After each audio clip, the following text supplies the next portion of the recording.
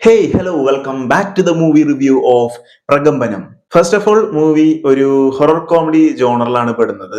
അത്യാവശ്യം നല്ല കോമഡി ഒക്കെ ഉണ്ട് ഇതില്. നമുക്ക് അത്യാവശ്യം ചിരിക്കാനൊക്കെ ഉണ്ട്. അൺഎക്സ്പെക്ടഡ് ആയിട്ടുള്ള നല്ല ഹ്യൂമർ കോമഡീസ് ഒക്കെ ഉണ്ട്. പിന്നെ കുറച്ച് ഹൊറർ മിക്സ് ചെയ്തിട്ടുണ്ട്.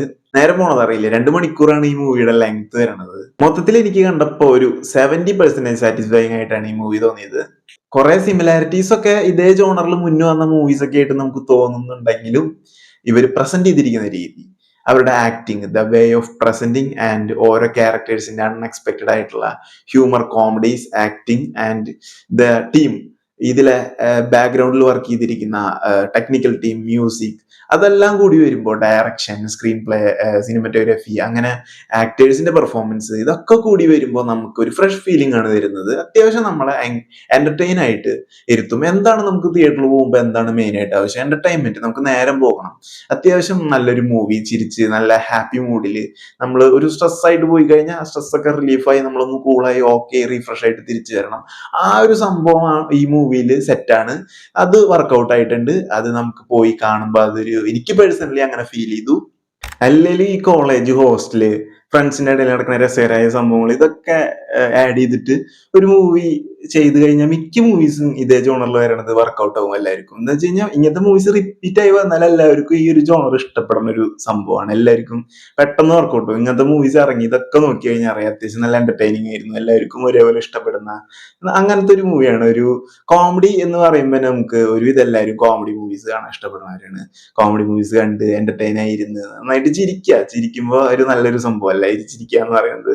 ഒരു സിനിമ കണ്ട് നമ്മളതില് പൊട്ടിച്ചിരിപ്പിക്കണ കോമഡീസ് ഒക്കെ വരുമ്പോൾ നമ്മൾ അതിരുന്ന് കണ്ട് ആസ്വദിച്ച് ചിരിക്കുക എന്ന് പറയുമ്പോൾ അതൊരു നല്ലൊരു പ്ലഷർ തരുന്ന ഒരു സംഭവമാണ്. പിന്നെ ഓൾറെഡി നമ്മുടെ സൊസൈറ്റിയിലുള്ള കുറച്ച് സദാചാരത്തിന്റെ പ്രശ്നങ്ങൾ, രാഷ്ട്രീയപരമായ കുറച്ച് കാര്യങ്ങൾ, പിന്നെ ഫാമിലിയിലെ ബന്ധങ്ങളിൽ ഉണ്ടാവുന്ന ചെറിയ ചെറിയ പ്രശ്നങ്ങൾ, അതിനൊക്കെ നല്ല രീതിയിൽ ഫണ്ണായിട്ട് ഇവർ അവതരിപ്പിച്ചിട്ടുണ്ട്. ഒരു കോമഡിയുടെ രൂപത്തിലാണെങ്കിലും അവര് കുറെ മെസ്സേജ് ഈ മൂവിയിൽ നിന്ന് നമുക്ക് തരുന്നുണ്ട്. ഫ്രണ്ട്സോ ഗാങ്ങോ ഒക്കെ ആയിട്ട് അടിച്ചു പൊളിച്ച് തിയേറ്ററിൽ പോയി കണ്ടുവരാവുന്ന ഒരു മൂവിയാണിത്.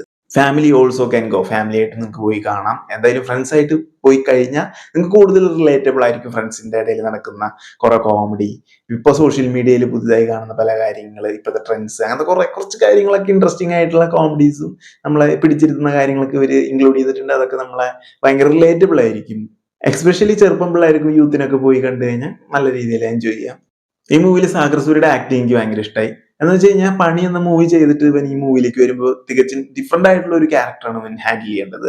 അതേപോലെ തന്നെ ഇവന് 2 പേഴ്സണാലിറ്റി ഹാൻഡിൽ ചെയ്യണം ഈ മൂവിയിൽ. ഇവന്റെ ക്യാരക്ടറിന് കൊടുക്കേണ്ട പേഴ്സണാലിറ്റിയും, അതേപോലെ തന്നെ മല്ലിക സുകുമാരൻ ചെയ്യുന്ന ക്യാരക്ടർ, അതും കൂടിയും ഇവന് ഇമിറ്റേറ്റ് ചെയ്ത് ഈ മൂവിയിൽ ഇൻക്ലൂഡ് ചെയ്യിപ്പിക്കണം. അപ്പൊ അത് രണ്ടും കൂടിയിട്ടുള്ള ഒരു മൾട്ടി പേഴ്സണാലിറ്റി അവൻ നല്ല രീതിയിൽ ഹാൻഡിൽ ചെയ്ത് ആക്ട് ചെയ്തിട്ടുണ്ട്. ആ ബോഡി ലാംഗ്വേജ് ആയാലും സംസാരത്തിന്റെ രീതി ആയാലും ഒക്കെ അതൊരു വെറൈറ്റി പരിപാടിയായി സാഗർ സൂര്യയുടെ. എന്തായാലും സാഗർ സൂര്യ നന്നായിട്ട് ഈ മൂവിയിൽ ചെയ്തിട്ടുണ്ട്. അതേപോലെ തന്നെ ഗണപതി ചെയ്ത ക്യാരക്ടർ വെൽ ബാലൻസ്ഡ് ആയിട്ടാണ് ആ ക്യാരക്ടർ ഗണപതി ഹാൻഡിൽ ചെയ്തിരിക്കുന്നത്.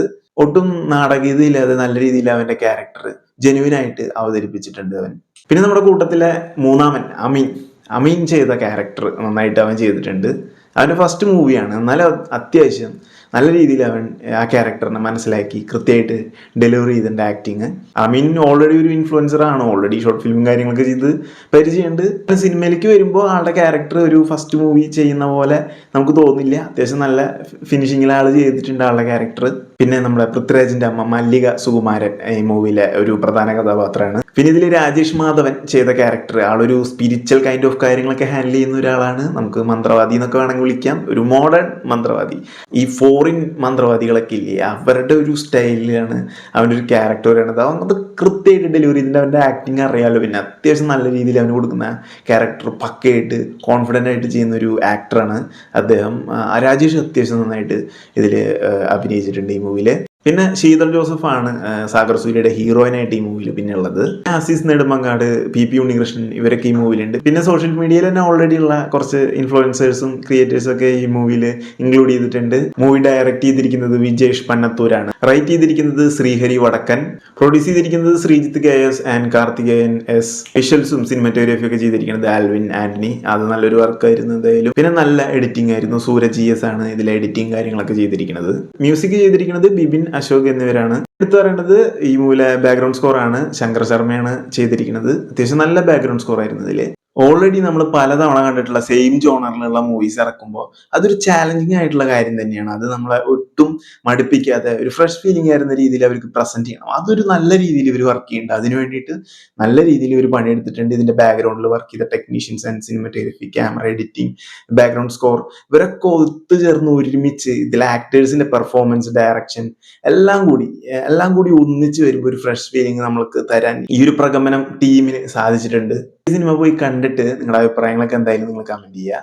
ഇതൊക്കെയാണ് എനിക്ക് ഈ മൂവി പോയി കണ്ടപ്പോൾ പറയാനുള്ള വിശേഷങ്ങളൊക്കെ.